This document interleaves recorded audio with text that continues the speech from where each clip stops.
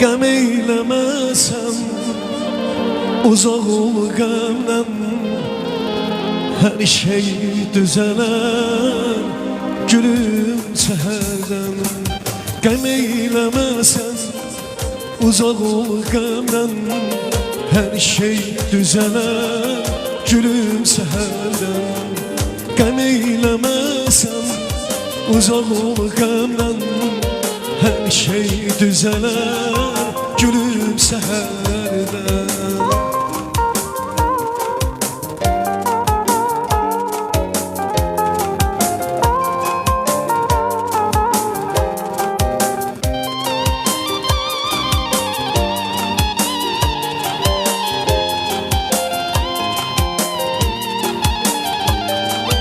Həyat gözəldir, hər gün özəldir. Bugün kes sabah qüssə kədərdir. Uzat əlini, tut əllərimlə, unut qəmini, əlsə kədərdən. Qəm eyləməsən uzaq ol qəmdən, hər şey düzələr gülüm səhərdən. Qəm eyləməsən uzaq ol qəmdən, hər şey düzələr gülüm səhərdən.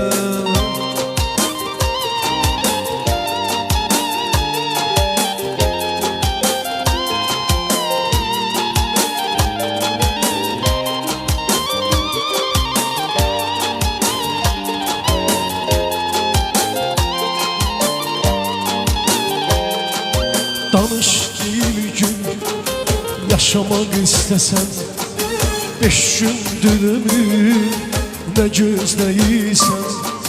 Danışdığım gün yaşamaq istəsən, 5 gündür ömür nə istəyirsən.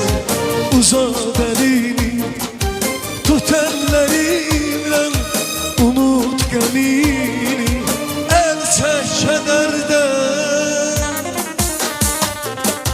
Qəm eyləməsən uzaq ol qəmdən, hər şey düzələr gülüm səhərdən.